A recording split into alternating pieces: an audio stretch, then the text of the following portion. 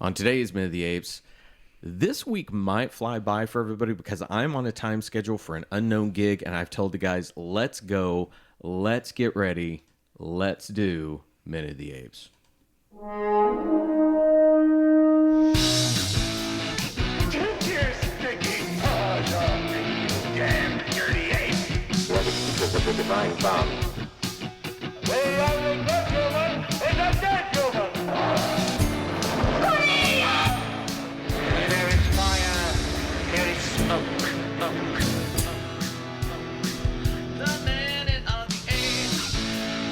The minute of the apes. The minute of the apes. The minute of the apes.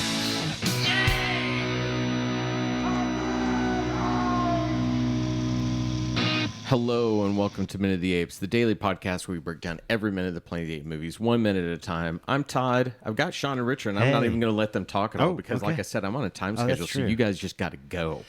Okay. I'm kidding. How are you guys this morning? All right. Richard, you're the one that just popped in. How are you? We got to say hello. Somebody but has to be last every time.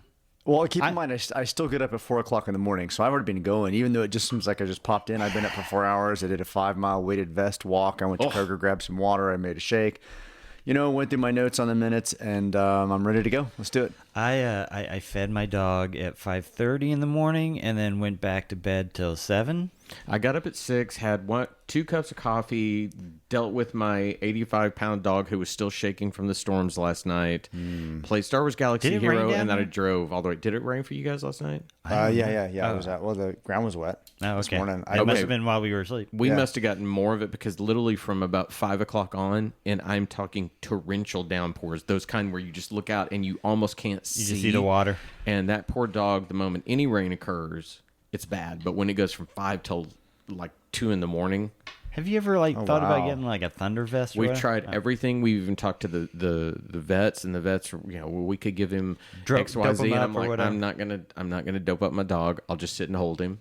And usually we go into my media room because it's a little more insulated, and especially if I Is turn it on thunder and lightning or just rain itself? any kind of light rain is one thing, but what the doctor said, she said there are some that are just very sensitive to that barometric pressure change, and they can really sense that shift. And when it goes way down, he literally will shake. Oh, And so usually what happens is he and I Jake. go into the movie theater, and I get out of one of my seats and I sit with my arm around him, and in fact, he didn't eat last night. He will not touch his food when this happens. He got up this morning to eat, and it's just, wow. All right. He, for such a big dog, you would Yeah. think nothing, but oh man, that just floors him. Floors him.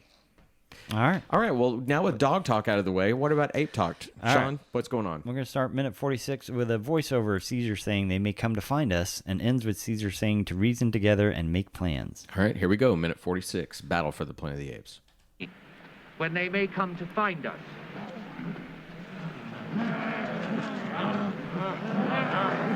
No humans in council! No humans in council!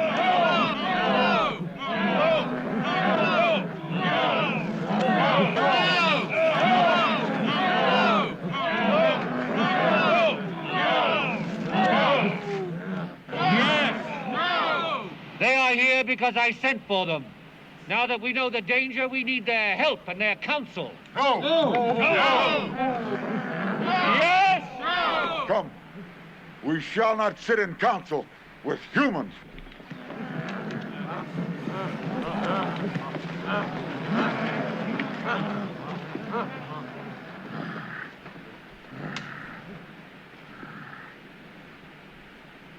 Now, let us reason together and make plans. As of minute 46, we have a village worth of apes and humans, plus a ghost city's worth of radioactive people.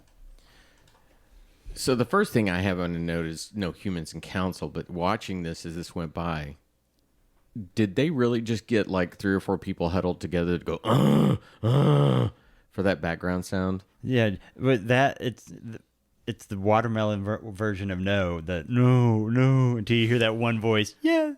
Right. Oh, I mean, they're originally supposed to be in a room, in an actual council room, as opposed to kind of this It's outdoor, outside. right? I'm sure they probably had to kind of come up with a few things to make it feel more dramatic than it was. They have them all so spaced out already that it'd be kind of hard to get all that sound and noise and see all that action, particularly because it's primarily coming from the gorillas and not from the chimps and the orangutans. Yeah. Well, and I'm just picking on the fact of kind of cruddy audio quality for it. But so, from a production standpoint, we already see this moment actually has a little more to it than a lot of other things have. We see a camera on a dolly. We see movement into this. There's a lot of things going on. Mm-hmm. I like Aldo. I like Aldo being that voice of no humans in council. I love that voice of dissent. But even, I don't know, the shot choices for Caesar where he's sort of almost maniacally looking down on people. I find making him very authoritative, imposing. Well, you can tell they shot Caesar on in golden hour, and everybody else was shot in 2 PM or something. Definitely, he's got at the very least a lot of bounced light up on him because he's very golden, very exposed, where everybody else is just sort of overhead natural. Yeah. I kind of wonder if, because it's not really set up such in the script to appear like that, because it was, again, originally supposed to be a room. So they may have just kind of on the fly shot it like that because of the staging of this particular area that they were in, as opposed to a choice that was part of the script. So I could see them going, okay, we're going to do this because this is what this is what we're looking at right now. Sure. I get excited because you have the moment of no humans allowed in council is a folklore moment that builds on something. I find it odd that we haven't established those types of rules prior to the minute 46 in a film. Where all of a sudden it's just thrown in. Yeah, because we're getting a lot of stuff humans can teach us. Humans are superior in knowledge to us that they are teaching us alphabets and how to read and how to write, but we won't let them be on a council where we are actually deciding things, where they might have pertinent knowledge that we don't have. Well, McDonald talked about it when he was in the cabin with Caesar, and the woman that was in there helping Lisa cook dinner was clearly some type of servant as opposed to just a housekeeper, as opposed to just a friend that was coming over to help make dinner. Mm-hmm. And McDonald talked about the fact they didn't have the same rights. So I guess when these humans fled the city and they came out to Ape City, they said, sure, you can come to us, but you can be subservient, or if that was just the structure anyway, which makes me wonder if this city didn't exist prior to the actual calamity itself, that these apes had escaped and carved their own path with Caesar, that they left. Right.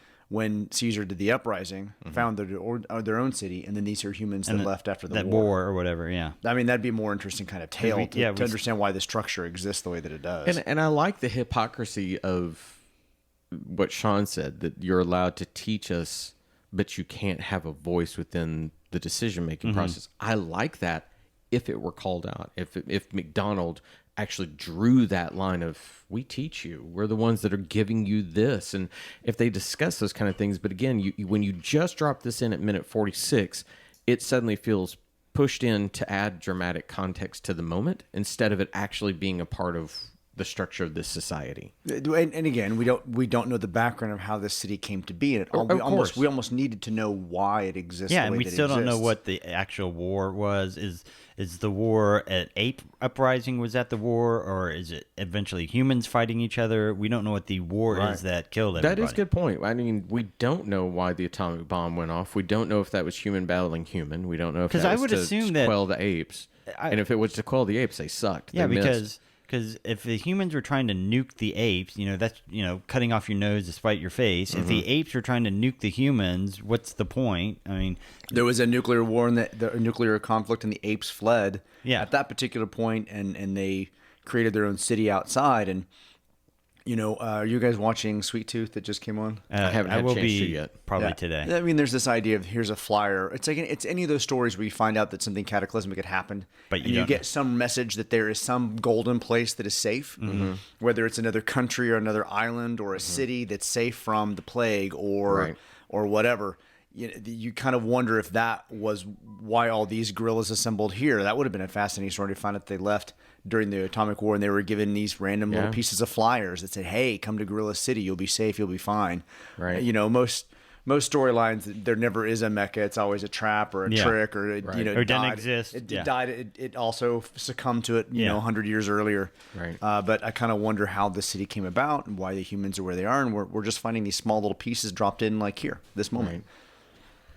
Do you think the no is supposed to be kind of a little bit of a taunt to them since humans can't say no back to the apes? Ooh, I hadn't thought of that. That's I didn't nice. catch I like that it. either. Yeah, I do Yeah. too. that's a good point. Here's something you don't know: the group of humans. It is McDonald, the teacher, Yeah. and the female doctor. Yeah, that was my question. Maybe we'll find out in the next minute who that woman actually is. You will not. However, there was that scene that was cut out that I'd mentioned earlier where McDonald goes to the doctor and the doctor, the teacher, and McDonald are secretly making rabbit. Okay. And this happens before McDonald ventures out to with them to the Forbidden City, which is why he wants to take a pistol to shoot rabbit, because it's forbidden for humans to eat meat. Ah. Remember?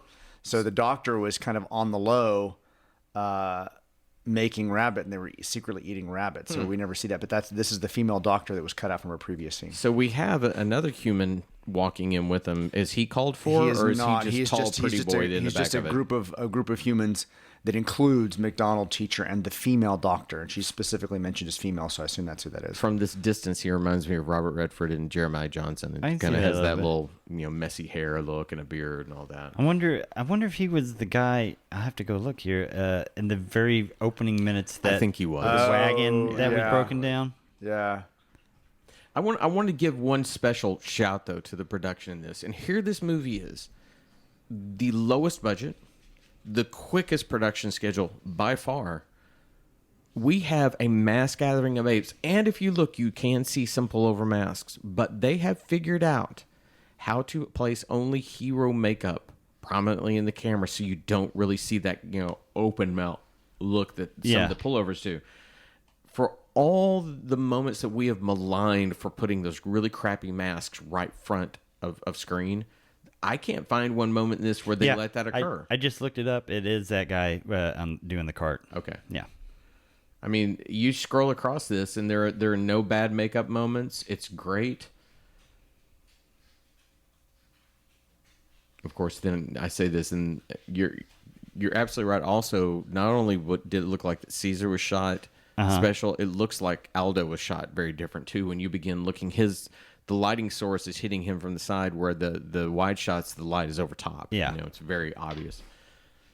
Or they bounce some light on him or something. Well, Yeah.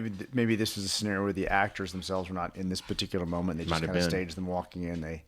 They would then shoot Aldo by himself. They would then shoot, Caesar and Lisa and Cornelius by themselves. And they're not. Let's see. They pan up, and do we see them sitting at Is the it- top? So We do see them sitting at the top. They're probably just in their trailers for most of this afternoon while they're filming these things. They bring them out for those moments. They happen to be at the end of the day. yeah. Do you think it was just the gorillas saying no and the chimps being confused, like what's going on? Because the orangutans don't seem to be doing anything except for observing. Right. They're watching, and then they turn to Caesar. all when they together look up. at one Yeah. time. So is it just the orangutans that are pissed off because they're the ones that storm out? The Then gorillas. at first, and then the gorillas, and then Yeah. you see some of the chimps look like they're going to follow, but then in another shot they all stay. So there's only the gorillas saying no, no, no. I think. I just noticed a discrepancy also. When you go to the tights of the orangutans, there are 6 of them on a bench. Mm-hmm. When you go to the wide shots, Virgil is standing up away from them, motioning around stuff. So I don't know if more was shot and taken away or if they staged the scene differently, but he definitely miraculously hops between the two Yeah. places. And that happens when you shoot things differently. Yeah. It doesn't usually happen if that's the only way you intended to do that moment. Yeah. So it makes me wonder, is there anything from the script that is There's hugely not, left out? No. I mean, there was a small conversation with Caesar. With Lisa and Caesar. Lisa and Caesar. Caesar, is it necessary? Isn't it possible that the human city will stay in the city and then leave us in peace? And Caesar says it's possible. Lisa goes to Virgil. Virgil says if light is possible, so is darkness. If peace is possible, so is war. And then the humans come in. I mean, there's really not. I mean, there was some more conversation about preparing for war. Wait, that was Virgil that said if light as possible. So Okay, the darkness that might least they as might have possible shot for us that. That war. might be why he got up so he could be more heard. Nah. Yeah. And then they put him back. They set him back down in order to reset him in order Right. for the humans to walk in. 'cause they That do that walk might in right make after. sense because again, so I'm scrolling forward to. But there really wasn't a lot of conversation. I mean, after, and I think I mentioned this in the last minute,